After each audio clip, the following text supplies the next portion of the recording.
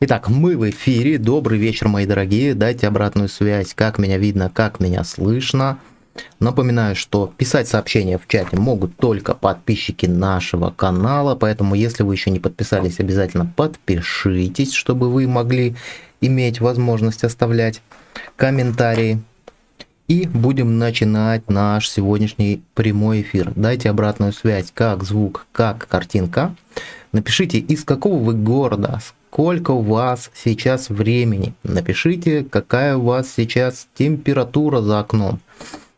Я нахожусь в городе Минске, у нас плюс 10, очень по сегодняшним меркам тепло. Дайте обратную связь, как меня слышно. Так, все хорошо, видно и слышно, отлично, доброе во времени суток. Да, здравствуйте, Надя. Здравствуйте, Сильваем. Надеюсь, что правильно произнес ваше имя. Хорошо, хорошо. Очень рад вас всех видеть. Подождем буквально 3 минутки, пока стрим подтянется. Сегодня поговорим на одну очень такую щекотливую тему, на самом деле. Одна из многих волнующих тема. Нью-Йорк 13:30, 75 по Фаренгейту. А по Цельсию сколько это? Так, ребят, одну секундочку. Одну секундочку.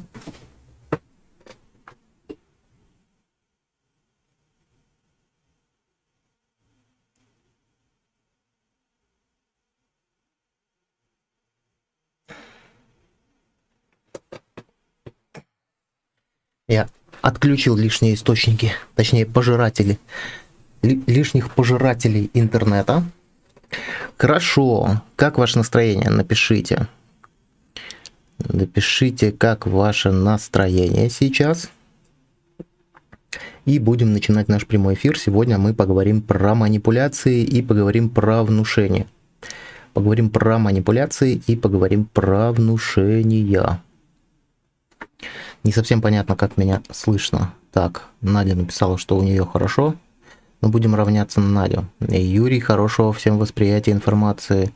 Город Курск, плюс 13. У вас тепло. Супер. Супер. Ну, я надеюсь, что у нас на протяжении всего эфира будет все хорошо. Евгений, здравствуйте, Юрий, Москва, плюс 13. Отлично, у вас тепло сегодня. Это радует. Это не может не радовать.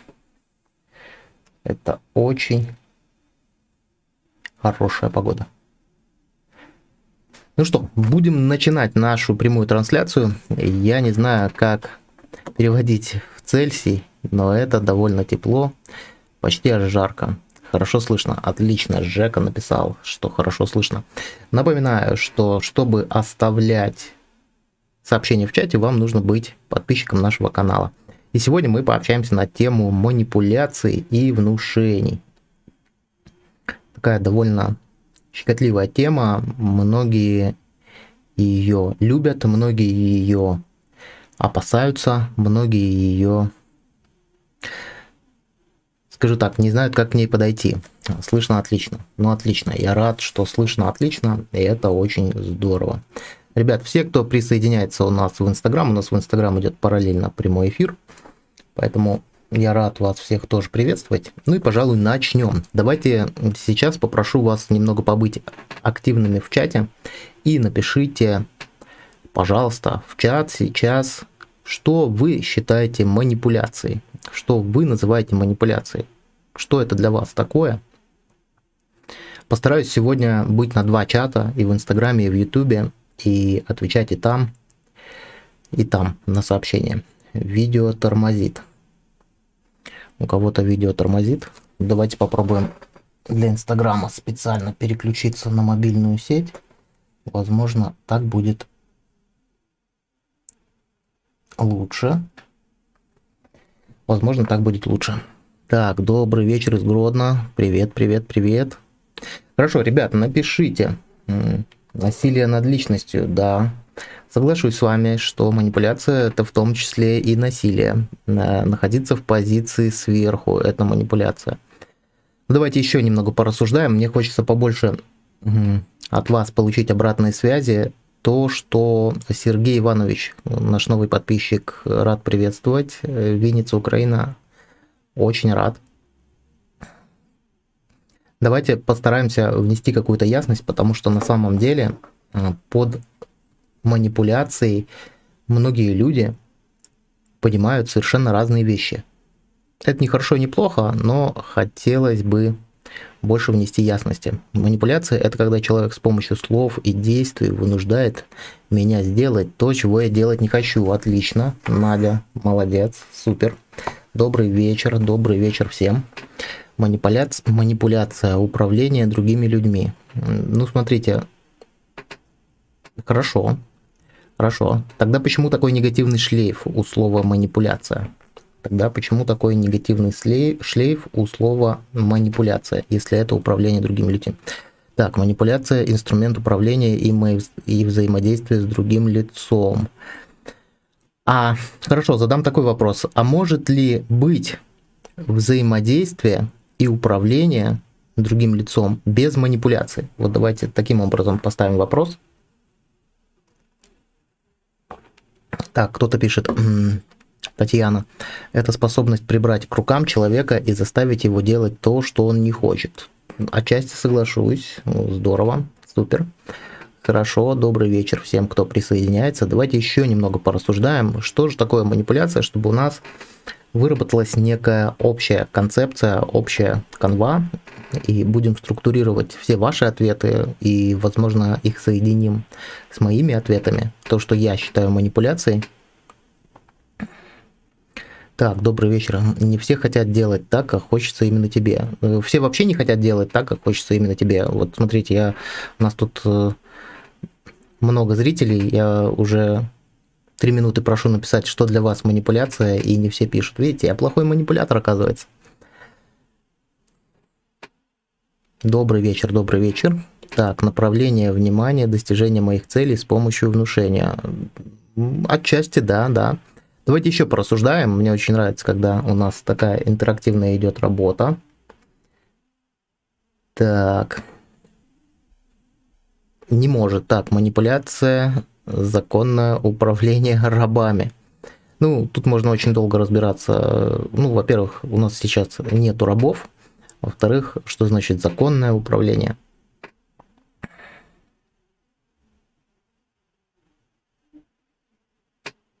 Давайте я буду вносить навязывание своей точки зрения. А навязывание своей точки зрения может быть не манипулятивной. Ну, то есть кто-то может навязывать свою точку зрения, но это делать в каких-то таких экологичных формах. И можно ли это не называть манипуляцией? Ну вот, допустим, когда человек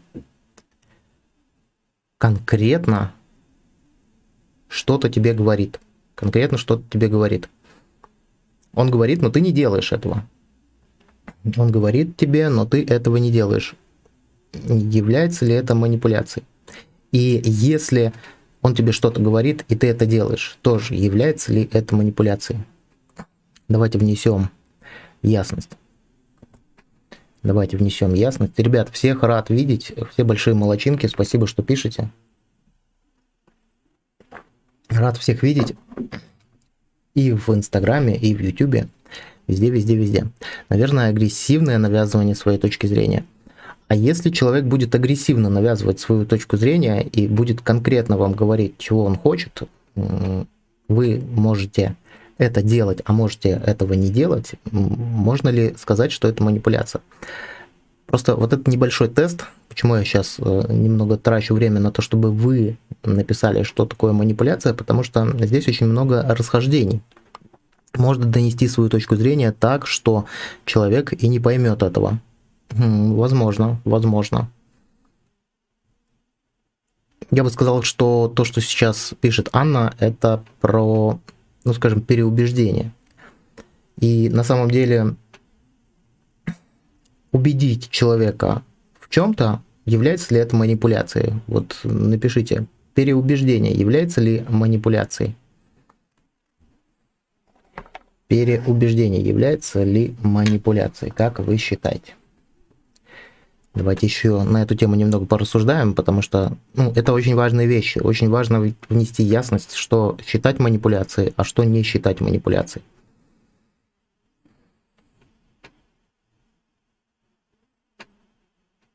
Всех приветствую, кто у нас сегодня присутствует на эфире. Самое интересное, женщины манипулирующие, как я понял, такой комментарий.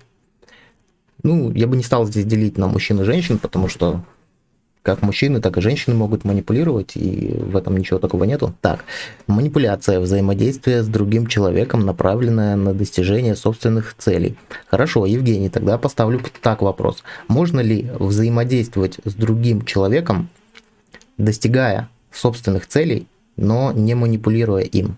Я хочу добиться все-таки от вас правды. Юра, вы крутой, Алтынай пишет. Алтынай, спасибо большое, скоро буду у вас в Казахстане. Спасибо большое за столь высокую оценку. Давайте еще раз. Манипуляция, взаимодействие с другим человеком, направленное на достижение собственных целей. Можно ли взаимодействие с другим человеком, направлять это взаимодействие на достижение собственных целей, но при этом не манипулировать человеком? Школа ICU, да. Так, самое интересное, женщины манипулируют неосознанно, бессознательно. Мужчины точно так же делают, поэтому здесь не соглашусь. Поэтому не будем здесь, скажем так, обобщать, что только женщины. Мужчины тоже очень многие неосознанно манипулируют, и это не хорошо, не плохо, это как есть. Я думаю, что для слабого человека, который не может отстоять свое мнение, это будет манипуляция, а для сильного это просто дискуссия. На самом деле и да, и нет. На самом деле и да, и нет. Вот, Надя, прокомментирую ваш комментарий. Все дело в том, что тут нет большой роли. Сильный человек, слабый человек, может он противостоять, не может он противостоять и так далее. Вы, кстати, если хотите научиться противостоять, оставайтесь до конца эфира. Я сегодня дам несколько хороших фишек, хороших лайфхаков, которые вам помогут манипуляции, во-первых, замечать, а во-вторых, им противостоять. Так, многим людям необходимо задать нужный вопрос. Неважно, что это не его курс. Он еще и благодарен будет. Не совсем понял, ну ладно. Нет, нельзя. Да. Хорошо, давайте вносить ясность. Что такое манипуляция? На самом деле манипуляция... Под манипуляцией можно понимать совокупность нескольких факторов. Во-первых, это психологическое воздействие на человека, на собеседника в том числе, да, которое имеет какую-то цель. То есть, когда манипулятор пытается воспроизвести воздействие психологическое, у него есть какая-то цель, чтобы тот человек либо изменил свое мнение, возможно, либо принял его позицию, либо, возможно, выполнил какое-то действие. Это первый, да? То есть это это воздействие, психологическое воздействие. Каким образом мы сегодня будем разбираться, как это делается? Дальше.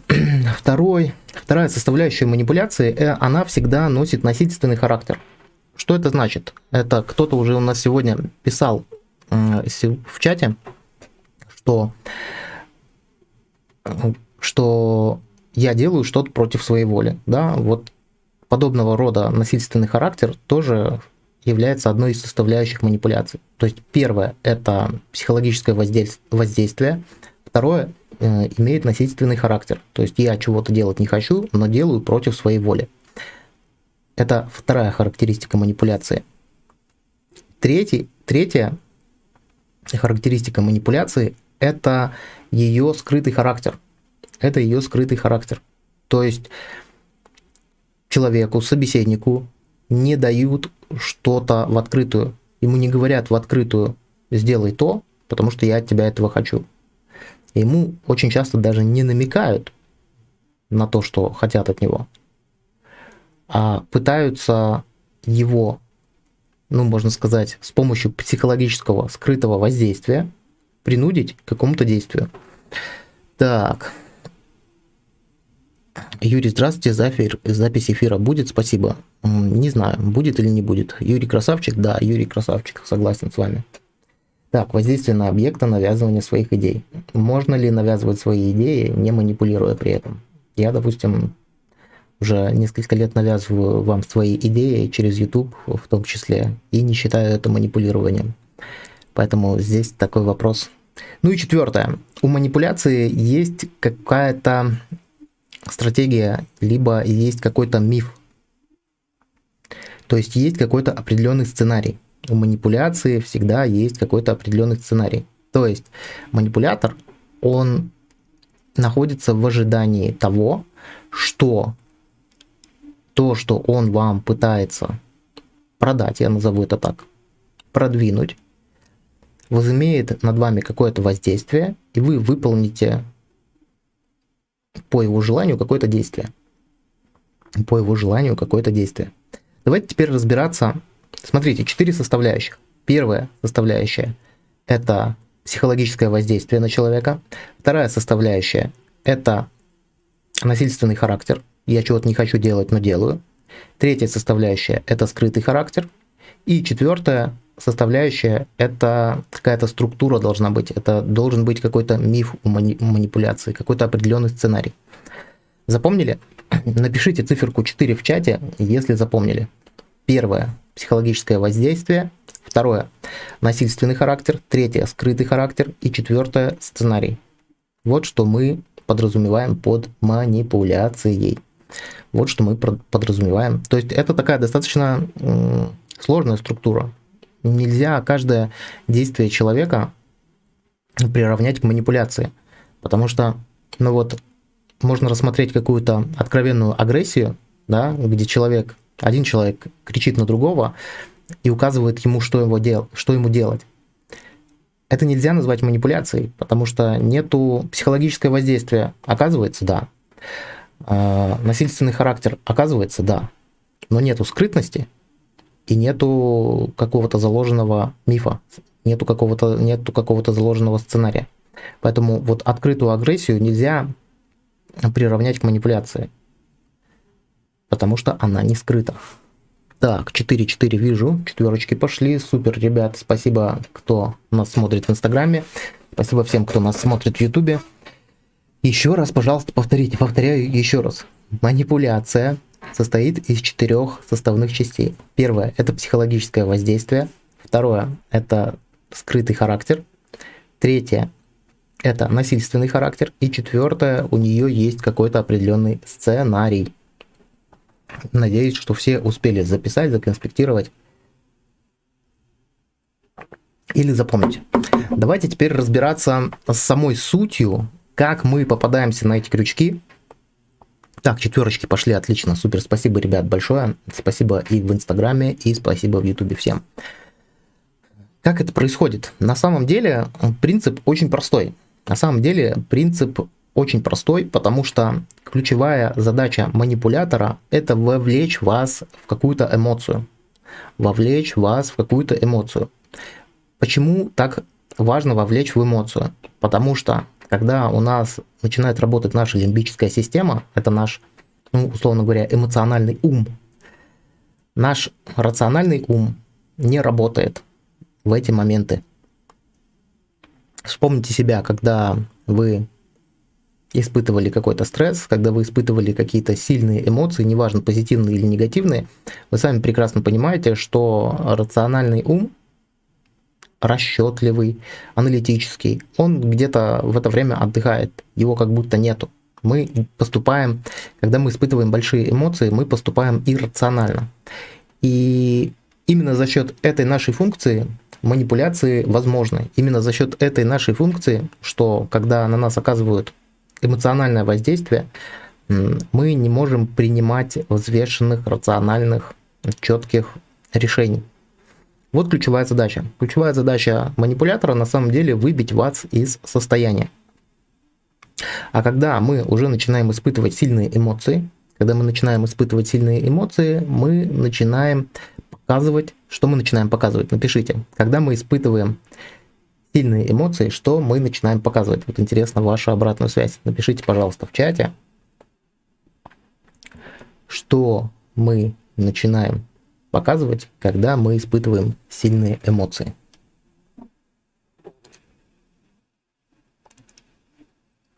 Ребят, сегодня где-то часика на полтора у нас эфир, может быть чуть меньше.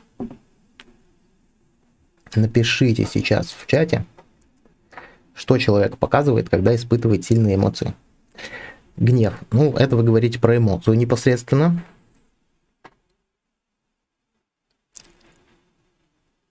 Слабые стороны, уязвимость. Так, в том числе соглашусь.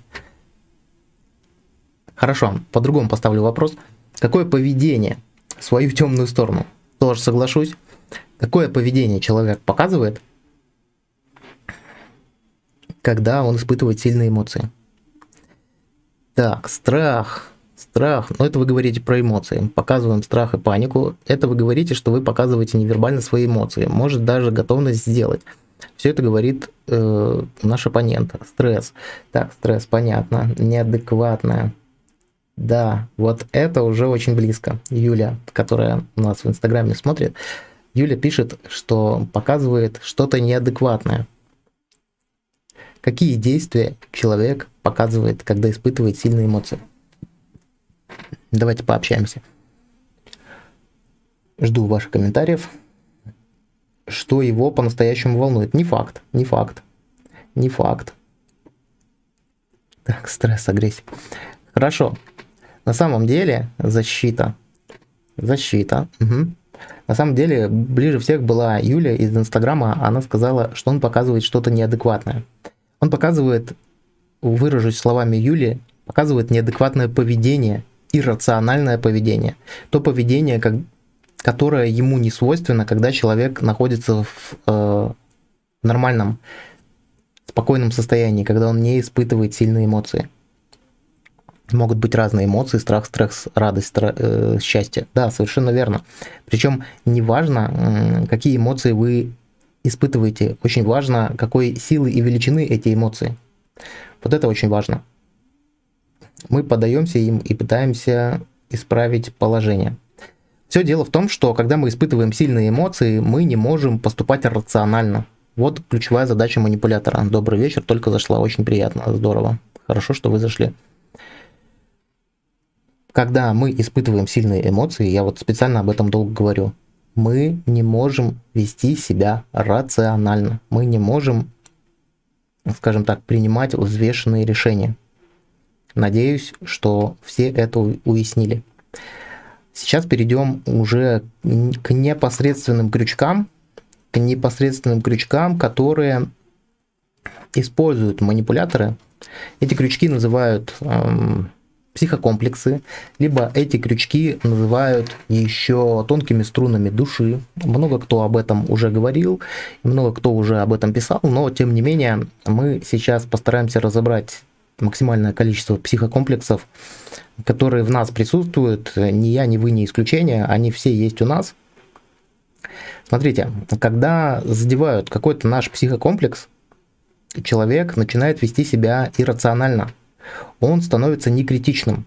Некритичным он становится, потому что он испытывает эмоции. Будет ли запись? Запись будет как минимум в YouTube. Посмотрим, может в Инстаграме тоже оставим, если будет качество нормальное. Повторяюсь еще раз. Когда задевают какой-то наш психокомплекс, я сейчас их вам буду очень много перечислять с примерами, но мы тогда начинаем быть некритичными, и мы становимся послушными чужой воле. Другими словами, ведем себя как маленький ребенок в присутствии своего родителя. Ну, это метафора. Это метафора. Мы просто становимся некритичными.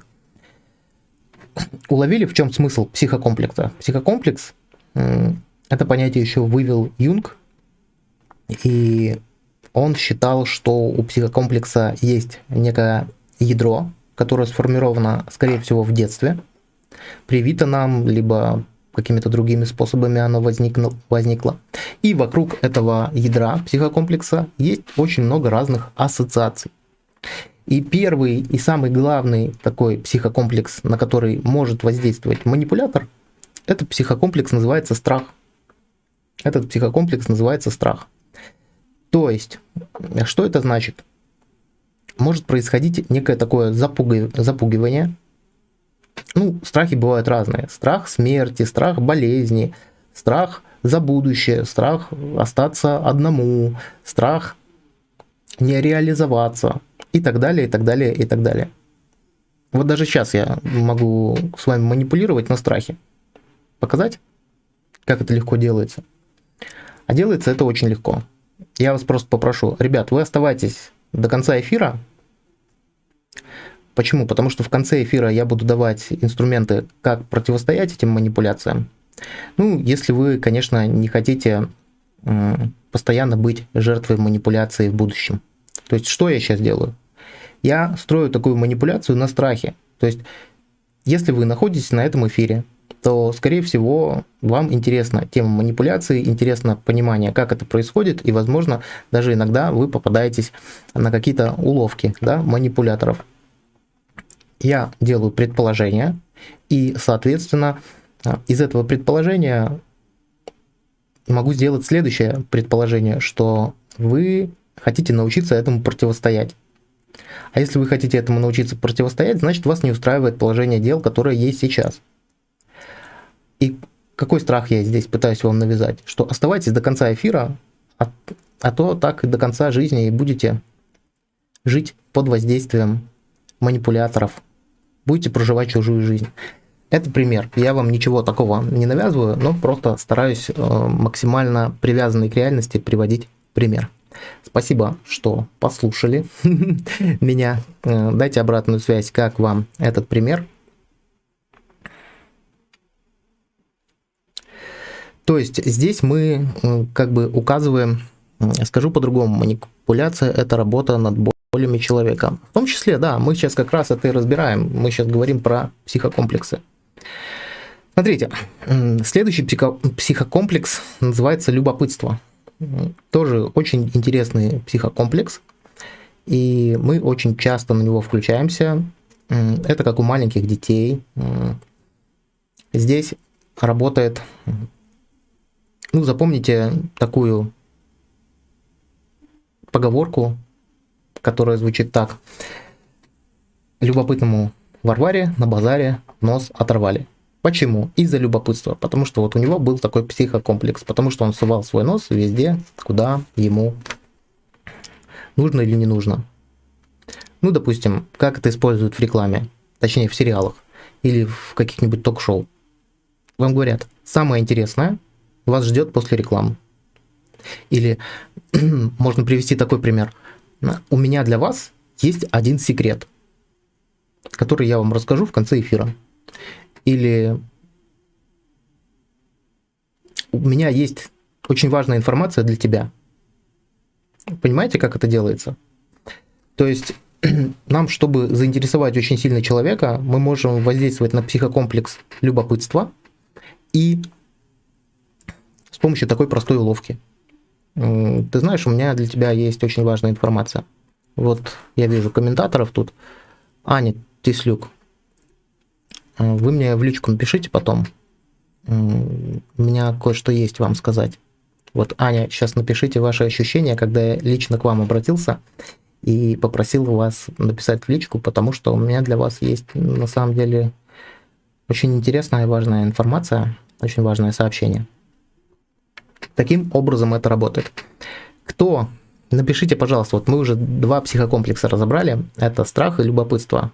Кто понимает, что подвергается влиянию под действием этих 2 психокомплексов? Я могу сразу сказать, что на меня это действует тоже. На меня это действует тоже, но в конце прямого эфира я дам инструменты. Дам 2 инструмента. Первое – это как понять, что вами манипулируют. А второе – если вами сманипулировали, что делать дальше? Что делать дальше?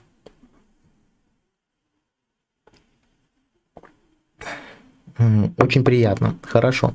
Аня, напишите, а появился ли у вас интерес, любопытство, и напишите ли вы мне потом в личку. Хорошо. Следующий психокомплекс тоже свойственен многим из нас, хотя многие люди сейчас будут говорить, это не про меня, но этот психокомплекс называется жадность. Жадность. Как его вообще используют? Ну, очень часто в продажах его используют, то есть предлагается купить что-то очень ценное, но по небольшой цене, да, что-то ценное дешево купить. И мы часто на это попадаемся. Получить много-много информации за короткий промежуток времени. Ну, допустим, если бы я хотел сейчас давить на жадность, не на жалость, а на жадность, то я бы вам сказал: ребят, оставайтесь до конца эфира, потому что эфир в записи не останется. Эфир в записи не останется, поэтому рекомендую оставаться сейчас до самого конца. Что я вам сейчас демонстрирую? Это тоже влияние на психокомплекс жадность.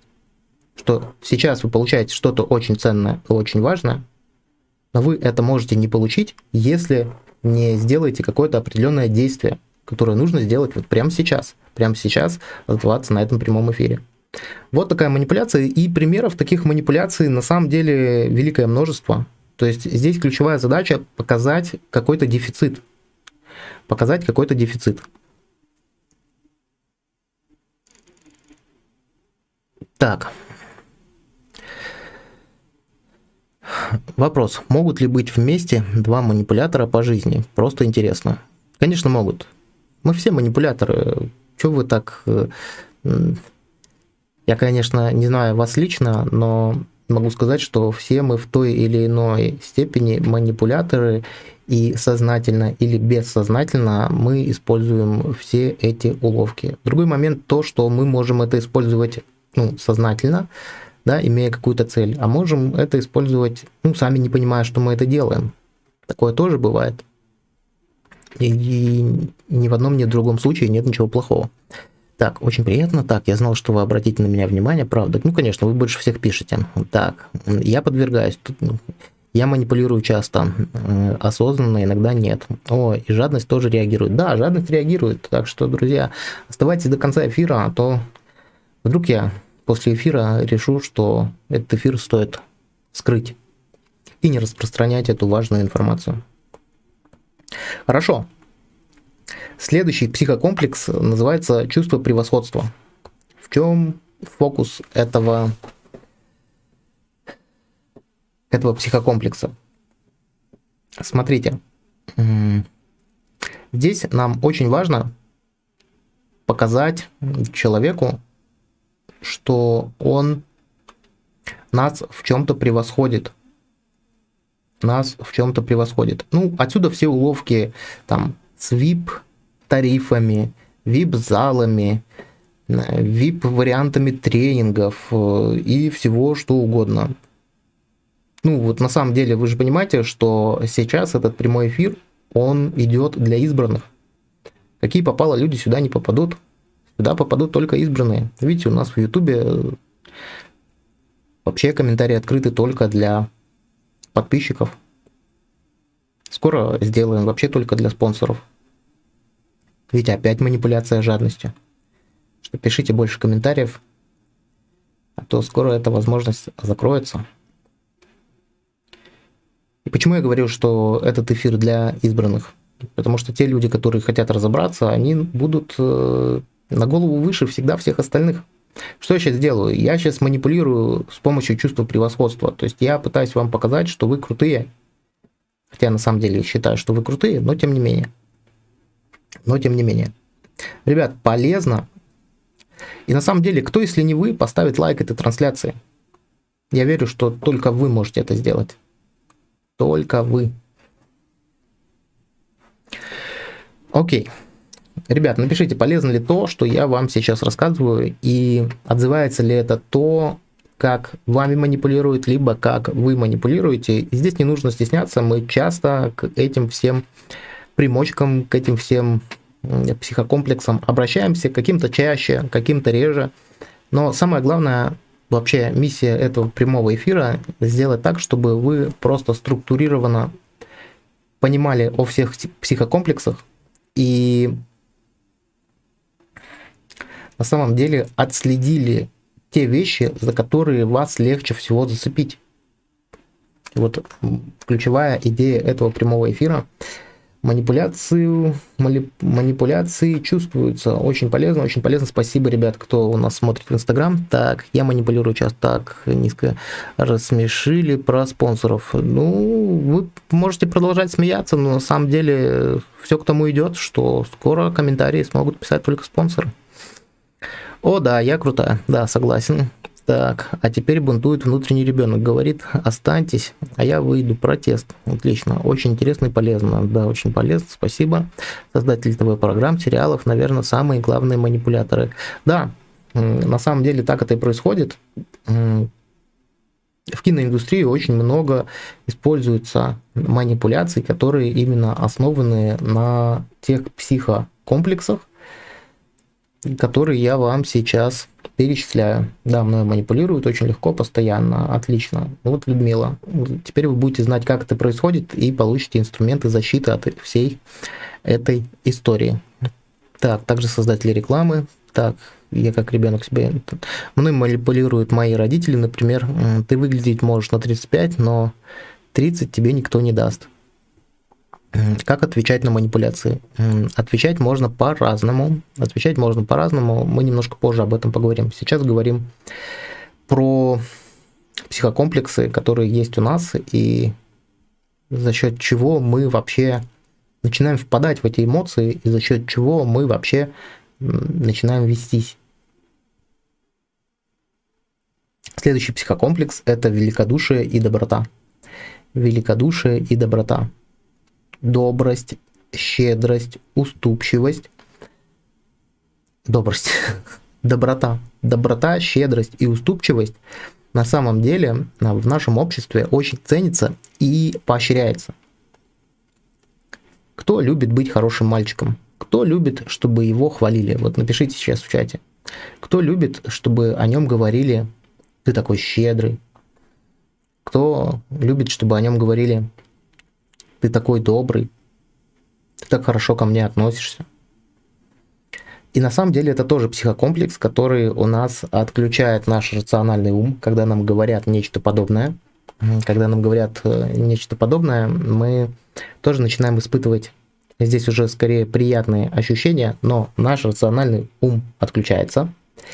И, наверное, самое лучшее оружие против манипуляции — понять, что она есть. Да, я несколько позже расскажу вам, как их калибровать, как замечать, что вами манипулируют. Оставайтесь немножко позже. Ну, смотрите, как это происходит. Обычно такие манипуляции на великодушии и доброте, они на самом деле начинаются со слов «ты как никто другой понимаешь меня», или «кто, если не ты, может мне помочь», или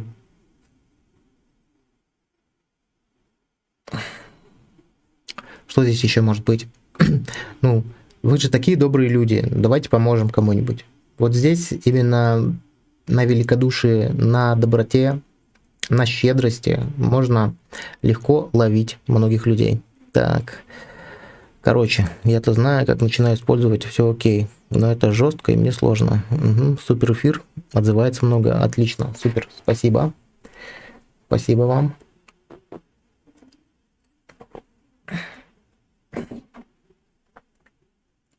Хорошо. Кому отозвалась манипуляция на великодушии и доброте? Кто понимает, что он слишком добрый человек, и кто понимает, что когда ему говорят, что он самый добрый, самый щедрый, самый уступчивый, самый покладистый, тот начинает плыть. Признавайтесь. Признавайтесь, у кого это так. Признавайтесь, у кого это так.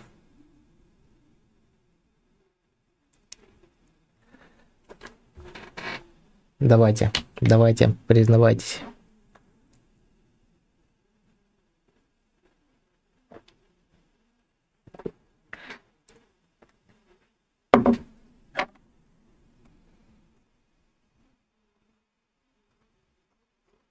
Хорошо, пока вы пишете. Ребят, следующий психокомплекс – это жалость. Мы разбирали жадность, а теперь у меня это так. Хорошо, спасибо. Я напрягаюсь сразу. Отлично. Напрягайтесь, вам никто не мешает. Следующая манипуляция. Так, манипуляция на доброте не связана с низкой самооценкой. По-разному. Мы сейчас не будем уходить в психотерапию каждого отдельного человека, потому что у кого-то это может быть связано с низкой самооценкой, а у кого-то может быть не связано с низкой самооценкой. Так, мне этого не говорят никогда. По секрету скажу, я манипулятор. Отлично. Носок у нас появился в чате. Мне кажется, я так мужем манипулирую. Ну, отлично, отлично. Теперь вы понимаете, как вы это делаете. Давайте поговорим все-таки о чувстве жалости. Потому что, смотрите, когда вызывают чувство жалости, происходит вот какая очень интересная история. Когда вы кого-то жалеете, вы начинаете чувствовать себя сильнее этого человека. А это, я вам скажу, такой прям сильный наркотик.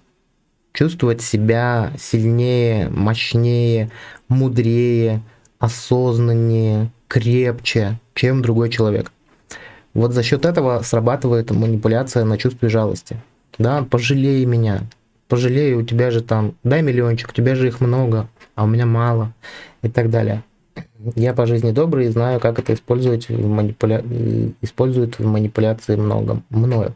Так, самое интересное, что людям это не надо, судя по количеству людей, которые смотрят. Ну, смотрите, все нормально у нас с количеством просмотров.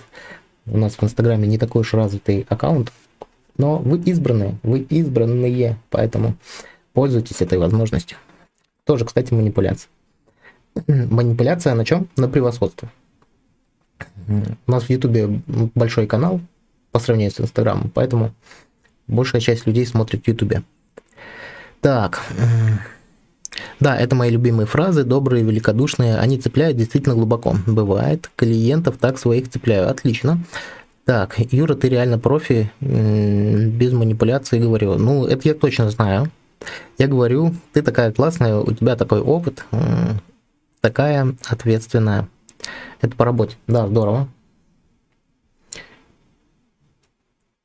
Так, ждешь, что я пожалею или похвалю? Да, на самом деле, когда есть жертва, да, вспоминайте треугольник Карпмана, да, что есть преследователь, есть жертва и есть спасатель. И прям такой очень, очень серьезный наркотик, я не буду бояться этого слова вот в отношении этого понятия. Поэтому, ну, какие есть подобного рода манипуляции? Это все попрошайки, подайте Христа ради, там, девочка, купи цветочек, пожалуйста, там, бабушка какая-нибудь, мне на хлебушек не хватает. Это все манипуляция на чувстве жалости. Будьте внимательны. Потому что рациональным там не пахнет, я вот так скажу. Хорошо. Кто ловился? Кто ловился на чувстве жалости? Кто ловился на чувстве жалости? Давайте, признавайтесь. Я могу сказать, что у меня это было раньше часто, но сейчас я как-то стал больше осознанно к этому подходить и уже не ловлюсь. Так. Всегда знаю, что я особенная. Еще раз в этом убедилась сейчас. Супер, супер, молодец. Молодец. Хорошо. Хорошо. Как ваше настроение, как ваше состояние, как ваше самочувствие?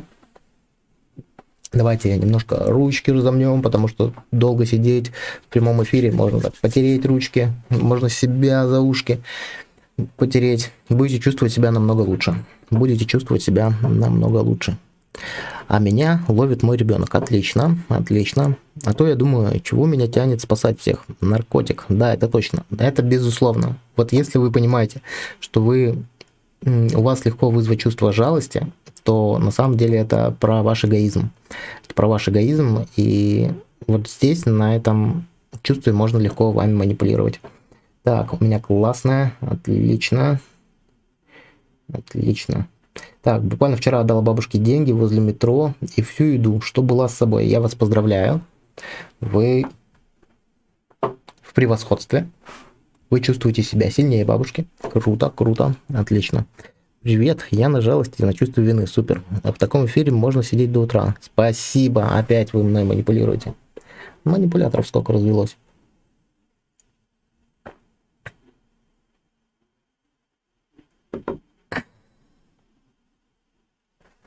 Хорошо, следующий психокомплекс – чувство вины. А чувство вины, наверное, многим из вас знакомо. Наверняка многим из вас знакомо. И как на нем можно вообще проехаться по вам.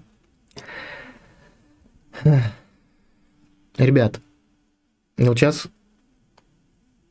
я готовил для вас эфир, старался, а лайков очень мало. Вы меня подводите. Я для вас старался, а вы меня подводите. Это не значит, что сейчас нужно начать ставить лайки. Я вас не призываю ни в коем случае. Я вам просто демонстрирую, как это работает. То есть мы показываем человеку, что он не оправдал наши ожидания. Вот чтобы сманипулировать на чувство вины, нужно показывать, что наши ожидания от него не оправдались. Нужно показывать, что мы чем-то не удовлетворены в его поведении, а рассчитывали на что-то более приятное, на более такое одобримое с вашей стороны, да? Ну, классическая манипуляция родителей детьми, когда ребенок что-то делает, когда он уже в более-менее возрасте и все понимает, ему говорят очень часто и внушают: ты не должен расстраивать маму, ты не должен расстраивать папу. Ой, если ты не покушаешь, то твоя бабушка будет всю ночь плакать. Но это же ужасно. Чувство вины, на самом деле, социальное чувство, оно навязывается нам, нашими родителями. Это не хорошо, не плохо, это инструмент управления. Вот то, что мы сейчас разбираем, это инструменты все, в том числе управления. Стыд и вина, эмоции, которые не даны нам от природы, это воспитанные, это социальные эмоции, так называемые. Так. Мне что-то мешает подавать милостыню, и я чувствую себя бессердечной. О, у вас вообще запутанная история. Вы чувствуете себя бессердечной, потому что не испытываете чувство жалости. Вы испытываете чувство вины, потому что не испытываете чувство жалости. Очень любопытно. Ну и пусть это манипуляция. Да, да. Привет, у меня такое жуткое чувство вины, что я плохая мама. Наташа. Ну, стыдно должно быть. Я тебя стыжу прям в прямом эфире. Тоже манипулирую. Как сказать тебе, ты ж психолог, да? Ты ж психолог, Наташа. Хорошо, почитаю, что у нас в Ютубе написали. Так, манипуляции женщин, девушек. Ты должен, я тебя люблю, ты же мужчина. Поднять самооценку мужчине, реагировать положительно на хобби мужчины, привязка к себе. Ты не уверен в себе, ты такой умный. Да, мы многие эти вещи разбираем сегодня. Сергей, по-моему, вас зовут, если я... Носок. Ну вот мне запомнился носок. Так, тоже раньше было чаще. Так, я люблю помогать в пределах разумного, но если не помогу, то будет мучить совесть. Вот поверьте мне, Надя, значит, вами можно сманипулировать. Так, в детстве родители часто формируют у детей чувство вины, от которого потом сложно избавиться по жизни. Да, привет, и я плохая мама. Вот, у нас в эфире полно плохих мам. Так, ок, а лайки на всякий случай проверил. Сори. Ну вот, видите? Ну, в Ютубе есть такая фишка, что пока лайки ставятся во время прямого эфира, они потом, когда эфир заканчивается, они снимаются. Поэтому, если вы смотрели прямой эфир, это сейчас не манипуляция, просто рассказываю вам фишку. Я раньше как-то просил участников в эфирах ставить лайки, а потом стал замечать, что когда эфир заканчивается, лайки убираются. И спрашивал участника, они их не убирали. То есть YouTube сам по себе во время прямой трансляции, точнее после завершения прямой трансляции, лайки отжимает. Поэтому если вам действительно хочется увековечить свой большой палец вверх, то лучше его поставить после того, как трансляция закончится. Ну это так, лирическое отступление. Как ответить, если вообще надо это делать, когда мама мне говорит, что как не позвонит мне, так сердечный приступ. Или ТВ все сама спрашивает нас, родители, ты такая, раз такая. Ну вот смотрите, типичная родительская манипуляция на чем? На чувстве жалости и на чувстве вины. Вот сердце у меня болит. У нее задача какая? Активировать у вас чувство вины. Причем у каждого человека есть родитель, либо тот, кто его заменял в детстве. И каждым человеком могут... В общем, самый лучший манипулятор для любого из нас, для меня мои родители, для вас ваши родители, потому что они вам формировали эти паттерны, они вам формировали вот эти способы вашим управления вами. И поэтому любой родитель может с легкостью вызывать у вас необходимые чувства, ну, если вы, конечно, не работали с психологом, не проходили психотерапию и сознательно не работали над тем, чтобы изменить вот эти вот программы, я их так скажу. Так, не Сергей, а Серджио. Серджио, отлично. Постараюсь запомнить, но я запоминаю больше ники, которые подписаны. Может, измените все-таки название свое. Дядечка возле магазина попросил 20 копеек, дала 50 и сказала, сдачи не нужно. Радости человека не было предела. Мелочи приятно. Ему и мне. Ну да. И вы чувствуете себя в этот момент сильнее. Так, а где они ставятся лайки? Тогда я хороший отец и не внушаю чувство вины. Супер. В инсте смотрю. А в инстаграме, кстати, тоже потом, когда эфир закончится, когда он сохранится, как пост, можно будет поставить лайк. Насколько я знаю, это так работает. Я в инстаграме на самом деле не очень. Хорошо, проводим время. Еще несколько психокомплексов, которые обсудим, а потом я расскажу, как и обещал, как вообще понять, что вами манипулируют, как понять, что на вас оказывают воздействие, и как этому всему противостоять. Там на самом деле очень простые рецепты, но они требуют вот как раз-таки осознания, и они требуют как раз-таки вашего эмоционального спокойствия. То есть, когда вы в спокойном состоянии эмоциональном, вы сможете эти вещи над собой проделать. Для меня сын самый большой манипулятор. Я виню себя, что он вырос таким. Аленка. Ну, может, хватит уже. Хорошо. Следующая манипуляция. Она такая комплексная, да? Это мужественность. Ну, действует, естественно, на мужчин. Когда говорят, ну ты же мужик. Кто-то у нас тут писал, Сергей писал. Ты же мужчина. Вот ты же мужчина, ты же мужик. Вот когда тебе говорят, ты же мужик, вот это манипуляция на мужественности очень хорошо работает на мужчин. Будь мужиком, нам это в детстве воспитывают. А потом в рекламе. Настоящий мужчина, не знаю, там, бреется только джилетом. Или настоящий мужчина. Что там настоящий мужчина? Использует только Old Spice. Или что-нибудь в этом роде. Только для настоящих мужчин. И это на самом деле работает. Поэтому имейте в виду. Для женщин то же самое.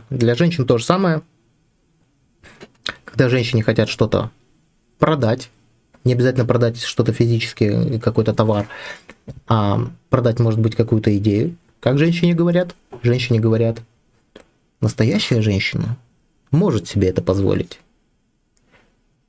Только настоящая женщина может позволить себе конфетки Рафаэлло. Или только настоящая женщина учится у нас на курсе NLP практик. Ну, к примеру. Относитесь к этому спокойно, я здесь вас ни к чему не призываю, просто пытаюсь вам показать, как это работает. И вот два психокомплекса, мужественность и женственность. Ну и, конечно же, есть еще один психокомплекс, который свойственен многим из нас. Это чувство справедливости. Ну, либо психокомплекс справедливости, который называется. Когда вам хотят продвинуть какую-то идею, могут выстроить коммуникацию таким образом, что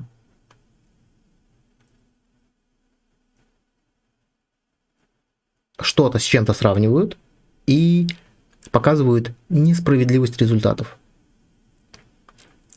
Например, зайдите на канал к Моргенштерну, посмотрите, как он общается со своими подписчиками, как он их ненавидит, любит или хейтит. И посмотрите, сколько подписчиков у меня на канале. Поэтому, если вы еще не подписаны, обязательно подпишитесь. Это очень несправедливо. Я сейчас обращаюсь там, к богам Ютуба и Инстаграма. К примеру. К примеру. Это просто пример. Но, тем не менее, если это делать более завуалированно, то это действительно работает. Мне тут, кстати, недавно в комментариях писали, что я в своих роликах на «ты» обращаюсь к зрителю. И считаю, что это очень даже хорошее обращение. Потому что я стараюсь быть с вами ближе и на одной волне. Но кто-то мне начинает рассказывать про культуру и уважение. И такого человека я готов, конечно, отправить на канал к Моргенштерну. Так, поотвечаю на ваши комментарии. Так, лайки.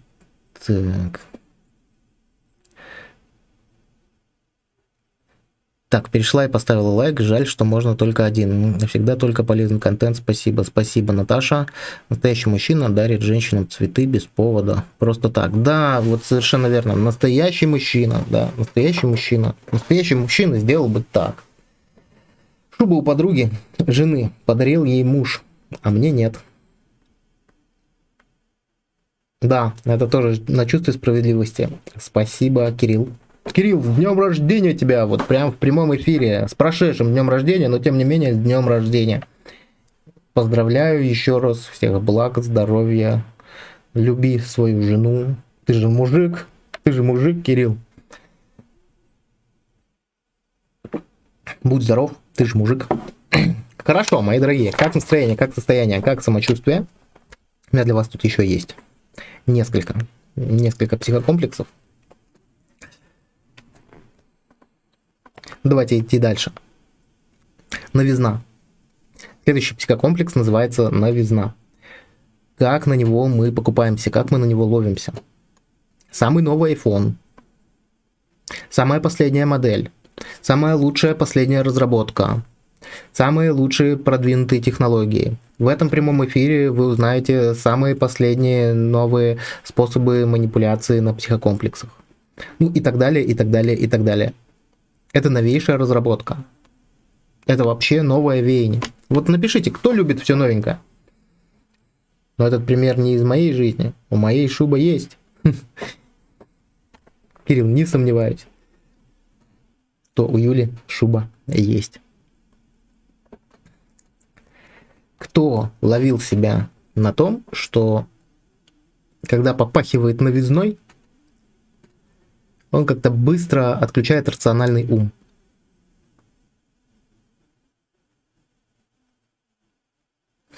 Не, я на такое не ведусь, это из серии понты, а я с понтами не очень. Здесь дело не в понтах, здесь дело на самом деле в новизне. Ну, смотрите, бывает что-то и очень старое, но очень такое понтовое. Ретро-автомобили, к примеру. Или там картины за много-много миллионов чего-нибудь, долларов, евро или миллиардов рублей. Я скорее считаю, что это вот понты это про это. Что-то иметь очень дорогое, недоступное для всех. А про психокомплекс новизна это скорее все-таки про что-то новое, обновления какие-то. Ну вот, смотрите, новизной компания Apple очень хорошо пользуется. И очень удачно выстраивает свою маркетинговую стратегию за счет новизны. Если посмотреть, там 12 и 13 iPhone, они вообще почти ничем не отличаются. Там мелкими-мелкими деталями. Но, тем не менее, толпы людей собираются его купить. Это я говорю о чем? Не о том, что у компании Apple хорошая маркетинговая стратегия, и не рекламирую ее ни в коем случае. А говорю о том, что мы подвержены вот этому психокомплексу. И многие люди на него покупаются. Ну, кто-то спокоен к новизне. Ты спокойна к новизне, но ты ж плохая мать. Ты не спокойна к чувству вины. Поэтому это нормально. У каждого из нас есть свои слабые места и сильные места. То есть то, что я сейчас перечисляю, я перечисляю вообще в общем. Да? Я люблю все новенькое. Царя на ты назвали. Царь-батюшка. Так. Я люблю... Так. Если только по работе, что-то новенькое. Ну, видите, тоже. Я радуюсь новому. Отлично, отлично. Я просто это говорю вам к тому, что вы должны понимать, вот каждый из вас, кто сейчас присутствует на эфире, вы, во-первых, избранные, это уже безусловно.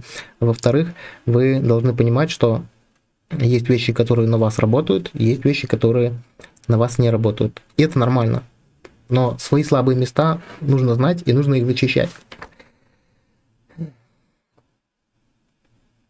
Следующий психокомплекс называется зависть. Следующий психокомплекс называется зависть. Кому знакомо? Почему он живет лучше меня?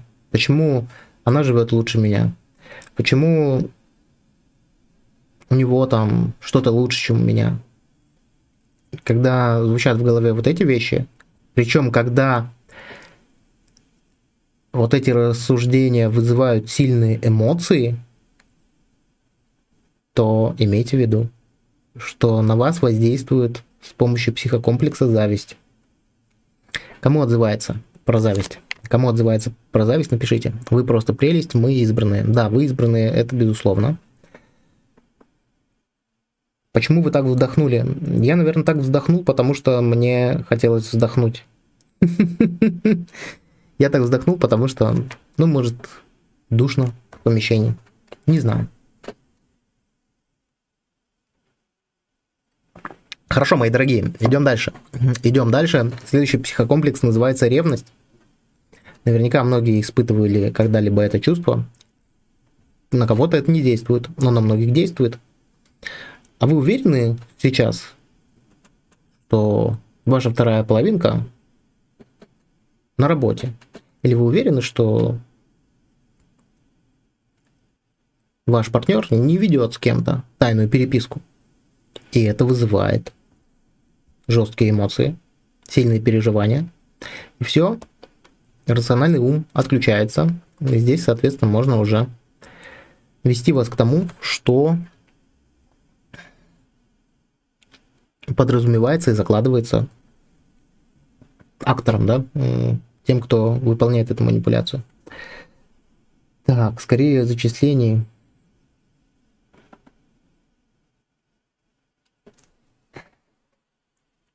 Так, а когда ставишь себя выше, это зависть скрытая? Ну, не сказал бы, это скорее... Не знаю, не знаю, как ответить на этот вопрос. Зависть начинаю копаться в себе и часто нахожу корни проблемы внутри. Ну, на самом деле, я рекомендую чувство зависти использовать как стимул к мотивации такой, что если я чему-то завидую, это как раз-таки то, чего я сам на самом деле хочу. То есть вот это чувство зависти, можно его, скажем так, трансформировать в хорошую цель и достичь ее. Такое мое мнение. Зависть двигатель. Да, у многих зависть двигатель. Новая обучающая программа или новый марафон, курс по саморазвитию и психологии. Ведусь. Вот видите, здесь Ната написала. Да, новизна. Новизна срабатывает на Нату. На многих. Хорошая отмазка, возьму на заметку. Какая именно отмазка? Ладно, хорошо, идем дальше. Следующий психокомплекс, который на нас влияет, это эротика. Это очень мощный триггер для вызова эмоций. Ну, например, как это работает? Хочешь узнать, как соблазнить любого мужчину? Хочешь узнать, как расположить к себе любую женщину? Ну и все в таком духе. Все в таком духе, все, что связано с эротическим подтекстом, тоже вызывает очень часто сильные эмоции, и на этом тоже может работать и манипулировать манипулятор.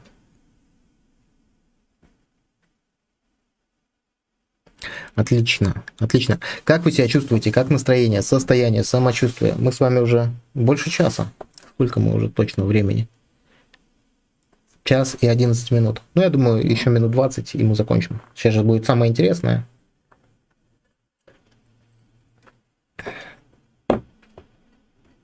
Следующий психокомплекс называется слабо. Взять на слабо. Понимаете, наверное, что это такое, да? Ты что, не можешь этого сделать? Ты что, не способен на это? Или я сомневаюсь, что ты можешь там что-то сделать. Когда вас берут на слабо, просто знайте, что когда вас берут на слабо, вызывают у вас эмоции.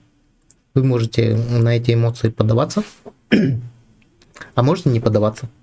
Добрый вечер, Ромашка, привет. Скорее о зачистке, все, зачистим все.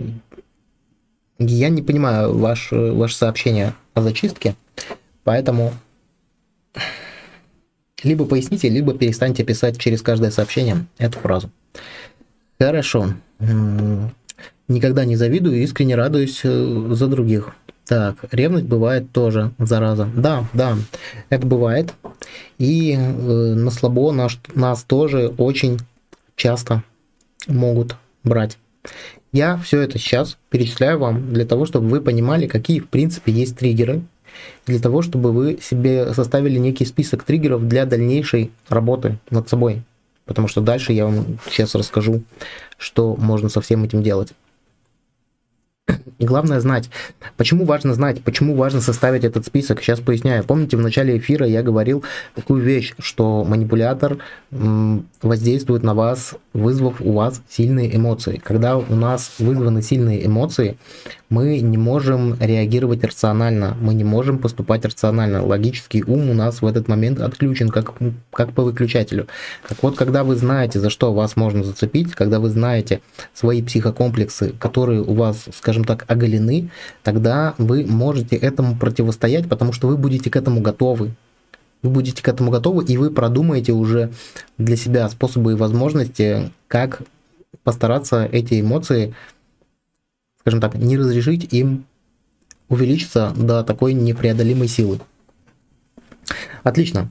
Ну и последний психокомплекс, это, можно назвать его родственники, либо дети и родители. То есть все, что связано с нашими близкими людьми, дети и родители, это мощный психокомплекс.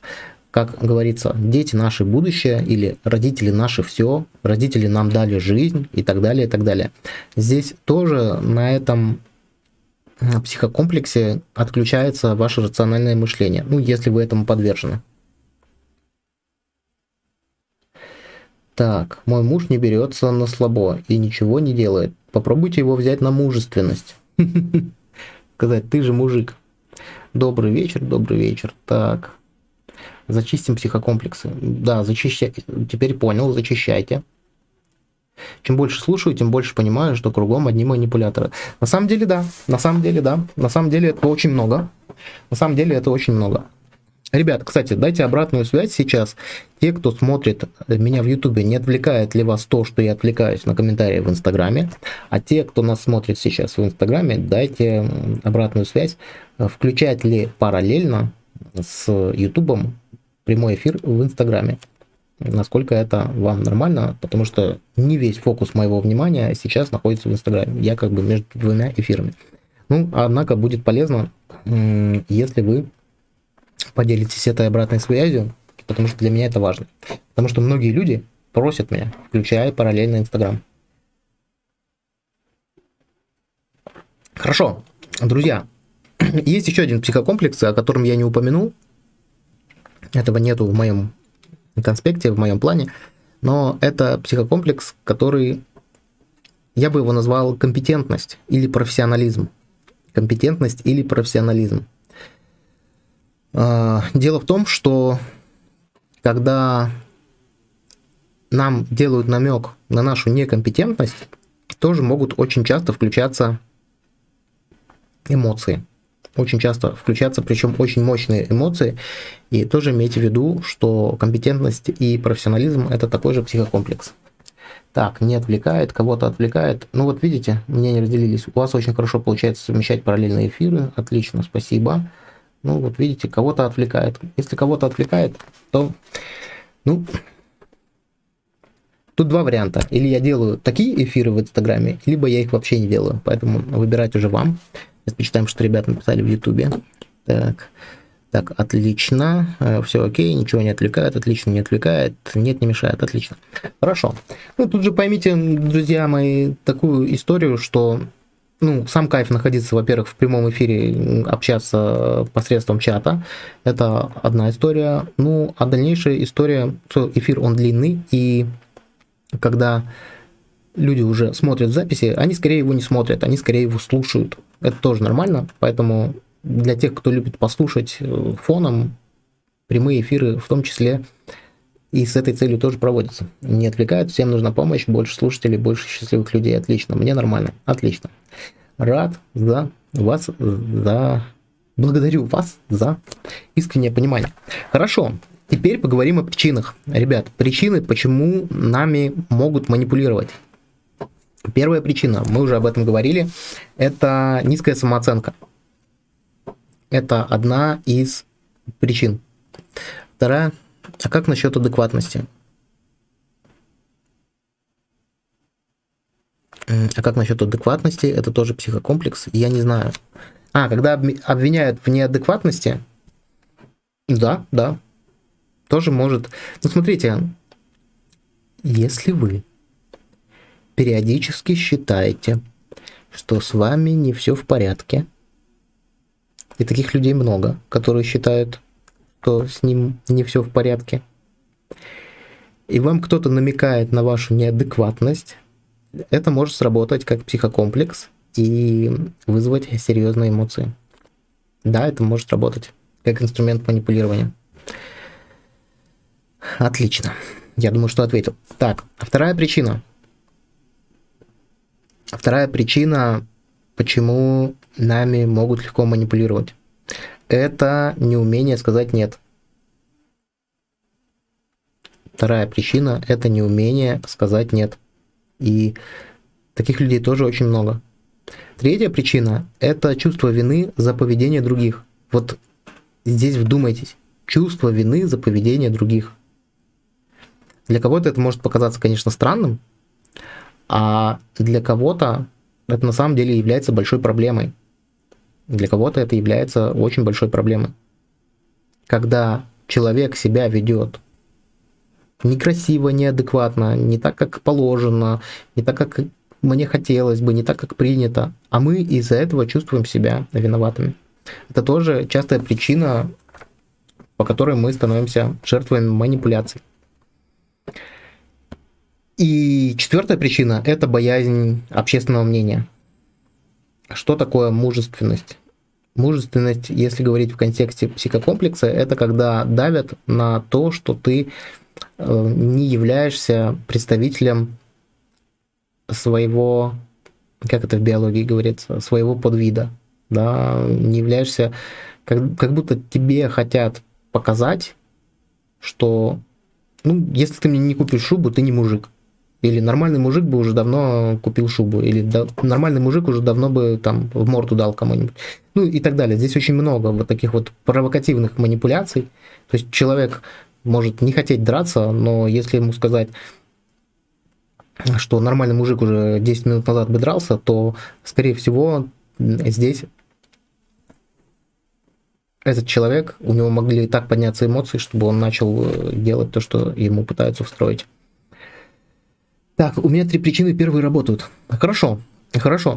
Теперь, друзья мои, чтобы внести ясность еще, скорее уже о главном, как их стереть. Стереть быстро не получится. Здесь нужно будет вести раскопки. Еще немножко про манипуляторов. Смотрите, вот осознанные манипуляторы, которые сознательно пытаются вами манипулировать, они намного более, скажем так, многовариантны, потому что манипулятор всегда вас калибрует на психокомплексы. Он делает легкие вбросы и смотрит, как и на что вы реагируете. Чаще всего за счет невербального посыла. Это прям тоже очень важный момент.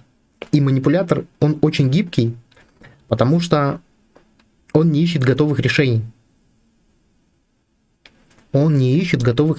То есть он проходится по всем психокомплексам, сознательно или бессознательно. Он старается просто найти те ниточки, за которые вас можно дернуть. Те ниточки, за которые можно с помощью которых можно вызвать у вас эмоцию, неважно, позитивную или негативную. С манипулятором всегда приятно общаться. Он не будет никогда резко, жестко вас во что-то втягивать. И вот здесь большая проблема между теми людьми, которые манипулируют, и те, на которых оказывают воздействие. Проблема в том, что, как правило, манипулятор, он разрешает себе быть многовариативным. А те, кто боятся манипуляций, те, кто часто становятся жертвами манипуляций, они чаще всего ищут одно какое-то решение. Чаще всего ищут какое-то одно решение, там, не знаю, волшебную таблетку от манипуляций. Чик, я там, не знаю, приклеил себе на лоб какую-нибудь наклейку, типа на меня ничего не действует, и все. Вот в этом проблема. То есть задача ваша, если вы хотите отстраиваться от всех этих вещей, на самом деле пересмотрите еще раз этот эфир, проанализируйте все психокомплексы. Кстати, когда будете просматривать эфир, можете мне помочь проставить тайм-коды прямо в комментариях в YouTube, где о какой манипуляции я говорил. Это просьба к увлеченным подписчикам, кто будет смотреть еще раз. Не манипуляция. Просто у меня не хватает на все время, чтобы было потом полезнее смотреть другим. И важно понять, что у вас не будет никогда универсального способа противостоять. Это прям очень важно. Теперь по поводу того, как понять, что вами манипулировали. Так. Благодарю, все стало понятно. То, как они дергают многовариативность. Отлично, многовариативность. Супер, хорошо. Ребят, ютубчик у нас тут не уснул. Я вроде как к вам в камеру больше смотрю. Дайте обратную связь, вы еще на связи или нет. Теперь, ребята, очень важная информация для вас сейчас. Как понять, что вами манипулировали? Как это вообще осознать? Да? Помните, вначале мы говорили, что манипуляция – это скрытое психологическое воздействие, да, которая имеет насильственный характер и имеет какой-то определенный сценарий. Сценарий я вам уже приблизительно проговорил, они всегда будут разные, но манипулятор держит этот сценарий у себя в голове. Воздействуя на психокомплекс, вызывает эмоции, а потом после того, как вызывает эмоции, скорее всего, вызывает еще какое-то действие или реакцию. Теперь, как понять, что это со мной происходило? В первую очередь, первый ориентир, как вы можете понять, что вами манипулировали, это когда после общения с каким-то человеком вы начинаете жевать мыслительную жвачку. Что значит мыслительная жвачка? Вы с кем-то пообщались, вам кто-то что-то сказал, вы что-то ответили. Скорее всего, ответили не так, как вы думаете, а как ответилось. И это уже есть манипуляция. То есть вы ответили не так, как вы хотели. А потом вы начинаете очень долго у себя в голове прокручивать эту всю историю. А вот я мог ответить так, а я ответил вот так, а почему же я ответил так? Вот эта мыслительная жвачка – это прямое указание к тому, что вы попались на манипуляцию. Это прям очень важно. Сейчас я перечисляю те вещи, которые говорят о том, что вами манипулировали. Отслеживайте это в себе. Дальше. Может возникать нездоровый азарт. Чтобы кому-то что-то доказать. Возникает такое желание доказать другому человеку, что ты не такой, как он тебе видит. Либо доказать ему или кому-то другому, что ты хороший человек. Вот это тоже, это второй показатель, что вами манипулировали. Вот прям записывайте, имейте это в виду. Третий признак того, что вами манипулировали, что над вами производилось какое-то манипулятивное воздействие, это замешательство. Когда вы не знаете, как реагировать.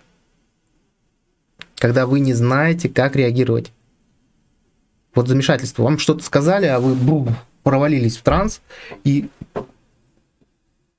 у вас нету понимания, как отреагировать. Как будто все варианты не подходят.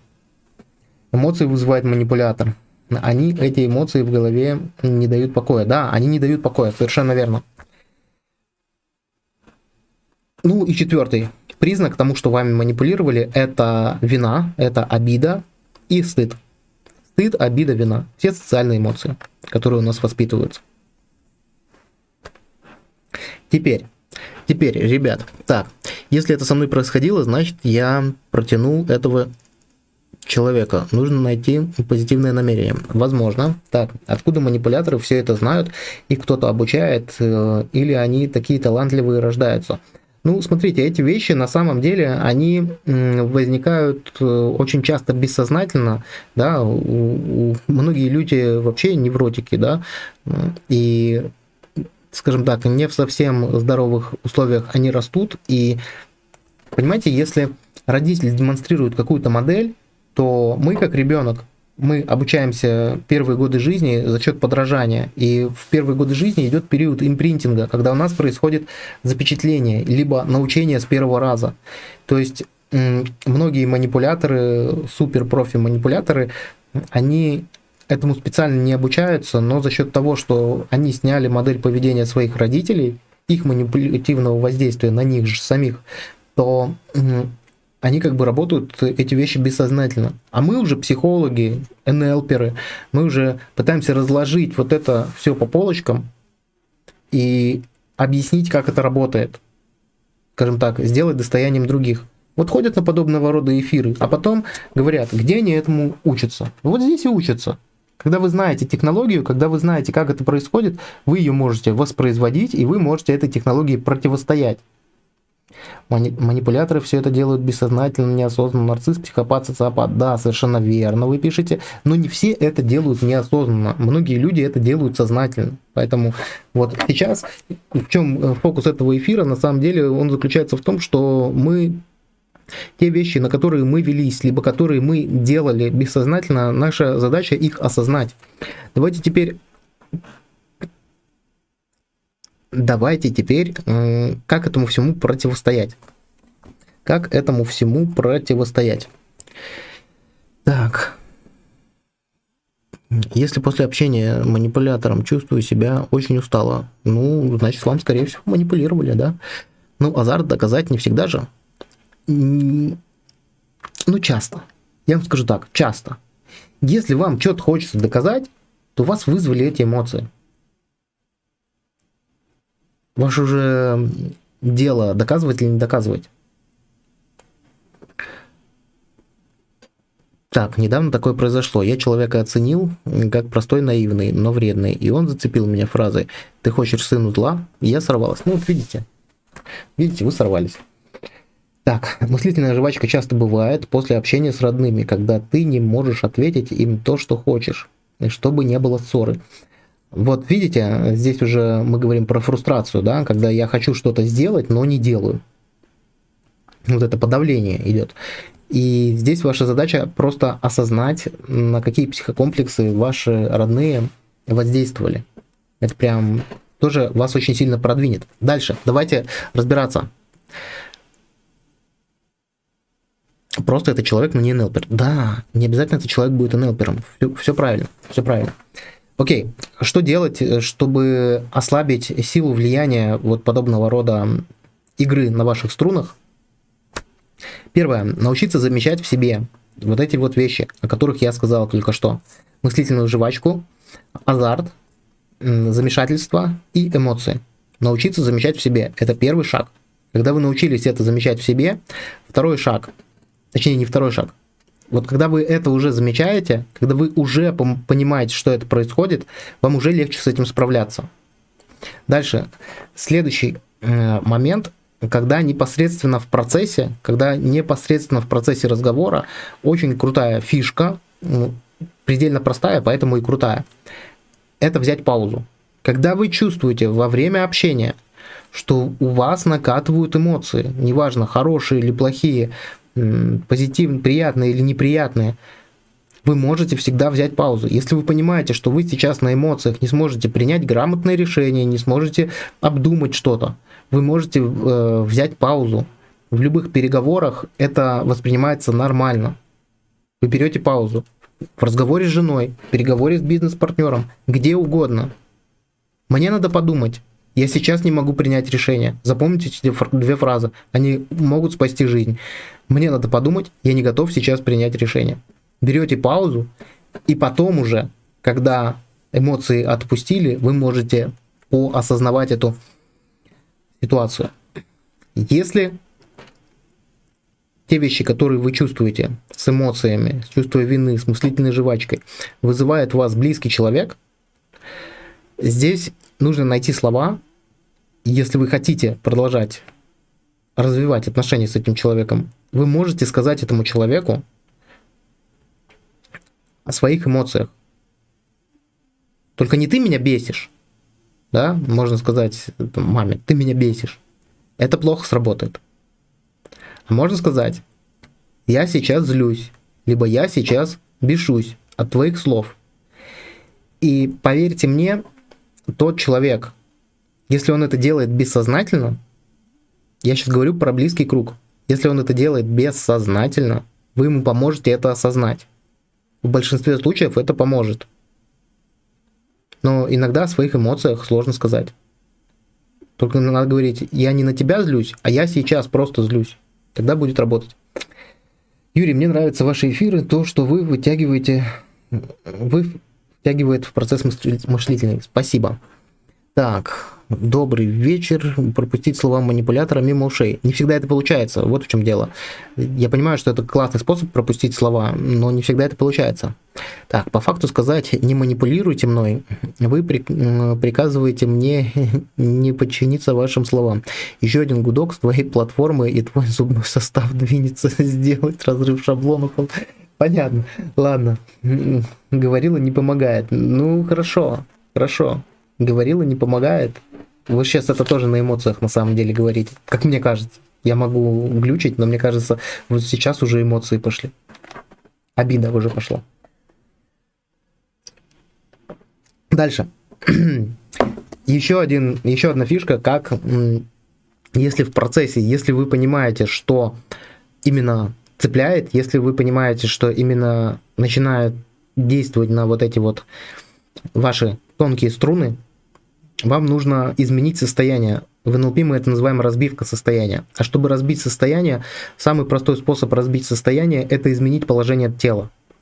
Если вы сидели, то встаньте. Если вы стояли, то присядьте. Если вы находились неподвижными, начните ходить по комнате. Ну и так далее, и так далее, и так далее. Не нужно бояться, что кто-то там что-то о вас подумает. Самый простой способ и самый короткий способ изменить свое состояние – это изменить положение тела. Ущипните себя, походите, поприседайте, если это возможно. Вот это будет очень хорошо работать прямо в моменте. Это как с паузой. То есть можно взять паузу, а можно просто изменить положение тела, если невозможно взять паузу, хотя я не знаю таких случаев, где это невозможно. Ну и последнее, как всему этому делу противостоять уже на сознательном уровне, когда уже эмоции отпустило, и когда вы уже можете соображать головой, это рефлексия. Важно, когда вы прошли вот такую ситуацию, но очень важно из третьей позиции, да, диссоциированно, глядя на себя со стороны, задать себе вопрос, как это произошло, за счет чего это произошло, что это может значить для меня, за какой психокомплекс меня задело. Следующий вопрос. Как я могу защитить этот свой психокомплекс? Ведь смотрите, в чем уникальность этого эфира на самом деле сегодня? То, что когда вы знаете свои психокомплексы, и когда вы знаете, за что вас цепляет, в тот момент, когда вас уже будет цеплять, вот еще вам одно НЛПское упражнение. Когда вы понимаете, что вас цепляет за какой-то психокомплекс, прямо в моменте, вспоминайте меня и проговорите эту фразу. Я сейчас понимаю, что происходит, и меня больше не цепляет. Вот прямо эту фразу. Все, не цепляет. Можете не говорить это вслух манипулятору. Ну, вы просто такие. Ухмыльнитесь внутри. Не цепляет. И он перестанет на вас воздействовать таким образом. Потому что он ждет определенной уже реакции. И последний вопрос, который самому себе можно задать, это как я буду действовать в следующий раз. Нет, не на эмоциях. У нас же 2 раза было судебное заседание о разводе. Угу. Очень интересный эфир у вас, спасибо. Спасибо вам. Хорошо, почитаем.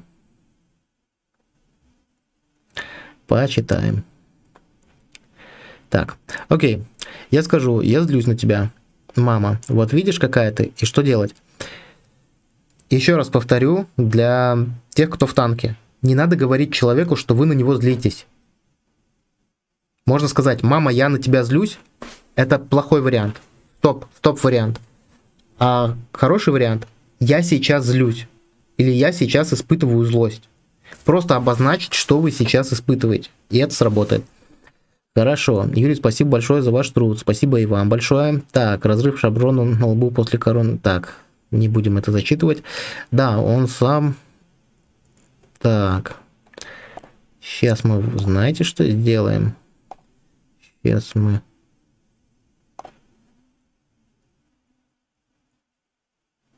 Угу. Так, немного не в тему, а сколько вам лет? Немного не в тему, а сколько нам лет? Нам 35. Так, Юрий, если человек при сообщении смотрит в будущее, это значит, что он использует зрительное моделирование? Поясните, как вы определяете, что человек смотрит в будущее, и что значит зрительная модель? А мне помогает «я не верю, я не верю». Отлично, отлично, вы можете использовать и это. Так, а что делать с психокомплексами, как от них избавиться? Повторяю еще раз для тех, кто не обратил внимания основную мысль. Первое, что нужно, вам нужно составить список тех психокомплексов, которые срабатывают именно у вас. Дальше, когда вы составили этот психокомплекс, вам нужно порефлексировать, как я могу этот психокомплекс защитить. Как я могу больше не попадаться на эту всю историю. Следующий момент, очень важно, давайте прямо еще раз зачитаю вам вопросы. Задавайте вопрос, как это произошло, за счет чего это произошло, какой психокомплекс сейчас задействован, как я могу его сейчас защитить, что это значит для меня, и следующий, как я буду делать в следующий раз. Вот несколько вопросов. Как это произошло, за счет чего это произошло, что это значит, как я буду поступать в следующий раз. Надеюсь, ответил. Так.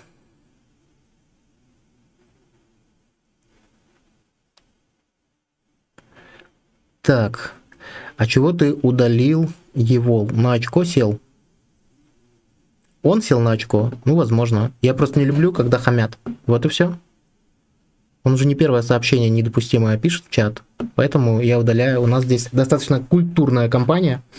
Я не люблю откровенных психов, которые просто пытаются спровоцировать меня на какую-то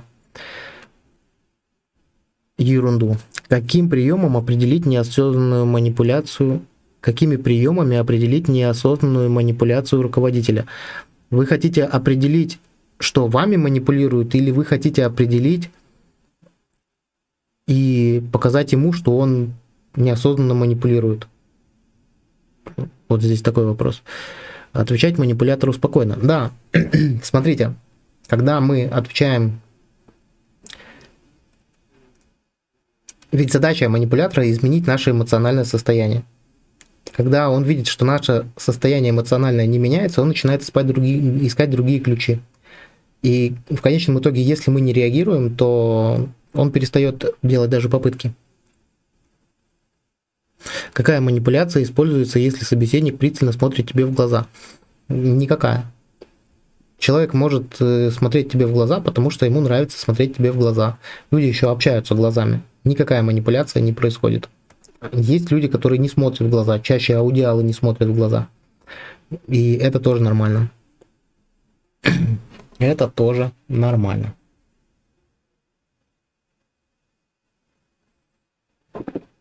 Хорошо, мои дорогие. Напишите, как ваше настроение, как ваше состояние. Был ли полезен для вас этот сегодняшний стрим? Что вы важного и ценного уносите? Что вы важного и ценного уносите сегодня? Оставлять ли прямой эфир в записи? И в целом, насколько это было полезно? Напишите, будете ли вы его пересматривать. Напишите вообще все, что вы думаете о той информации, которую я вам сегодня изложил.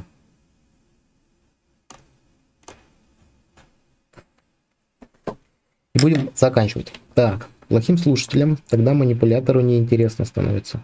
Да, стать плохим слушателем. Супер. Спасибо за полезную информацию и за ответы на вопросы. Спасибо и вам.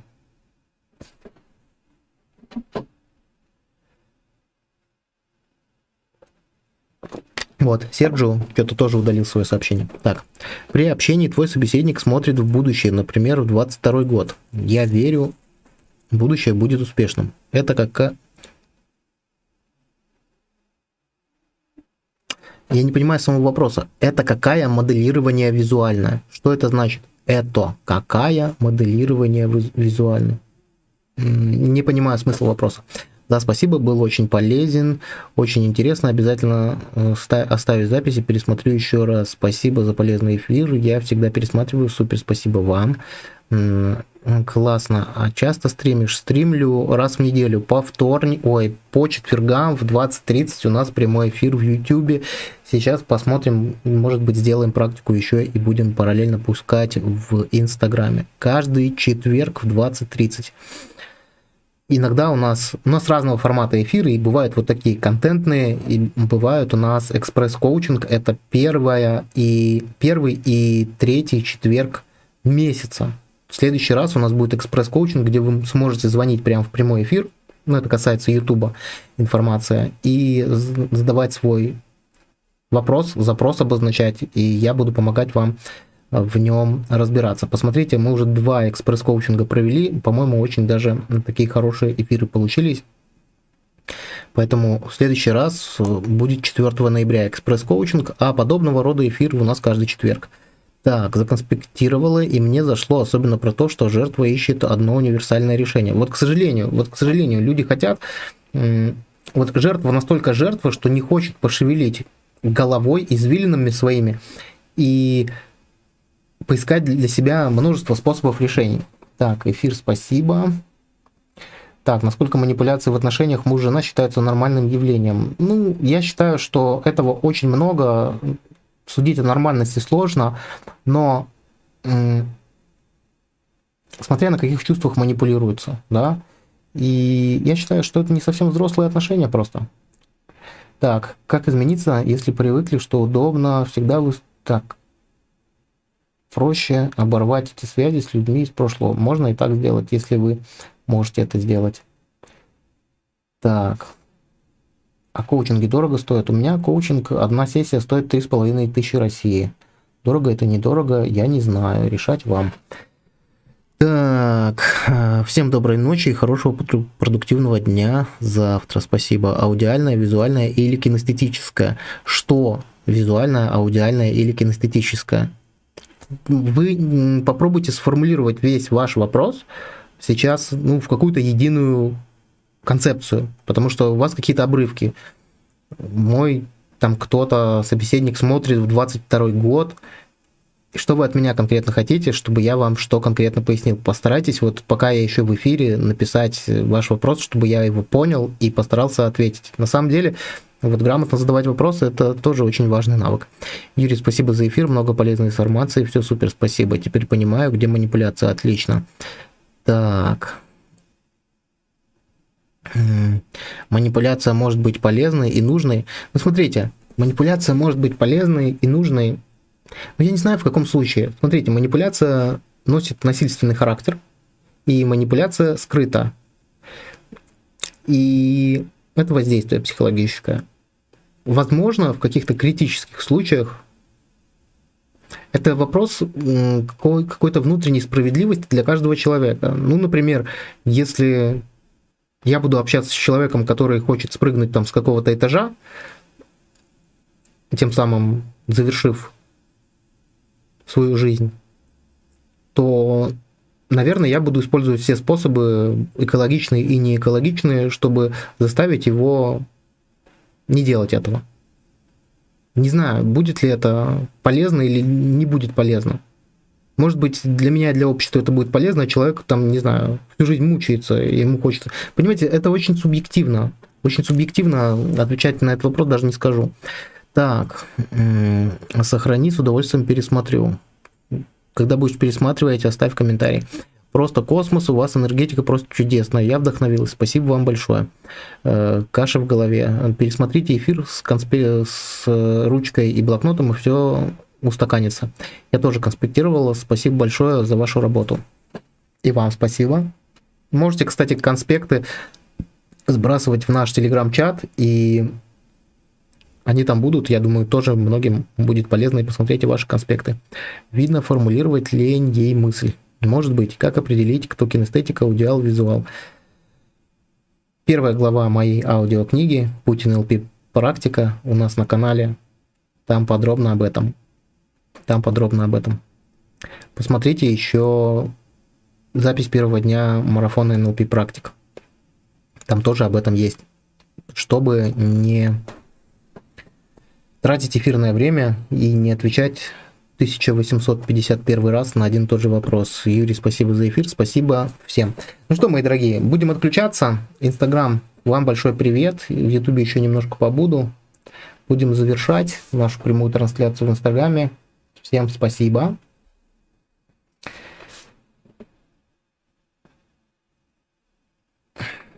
Ну что, мои дорогие, те, кто находится у нас в прямом эфире в Ютубе, спасибо вам большое за активность. У нас сегодня прям получилось очень интерактивно. Почти 2 часа, час 47. Я вам искренне благодарен. Наконец-то мы вошли в свой рабочий темп, в свое расписание. В следующий четверг тоже будет прямой эфир. Как обычно, расписание. По вторникам у нас выпуски утренней раскачки. По четвергам у нас прямые эфиры. По субботам и воскресеньям просто отдельные видеоролики на определенные темы. Спасибо вам большое за то, что были с нами. Спасибо вам. После ваших видео я понял, что если мой собеседник говорит мне о шуме моря, а понимаю, что он аудиальную модальность использует, если чувствует лёгкость или тяжесть, он кинестетик. А если он смотрит в будущее, например, говорит 2022 будет успешным. И что? Я думаю, 2022 будет успешным. На 5 из 5. Супер. Спасибо вам большое, ребят. Все, был рад всех видеть. Всех душевно обнимаю. До скорых встреч. Пока-пока. С вами был Юрий Пузыревский. Не забудьте поставить лайк, поделиться этим прямым эфиром с теми, кому вы считаете он будет полезным.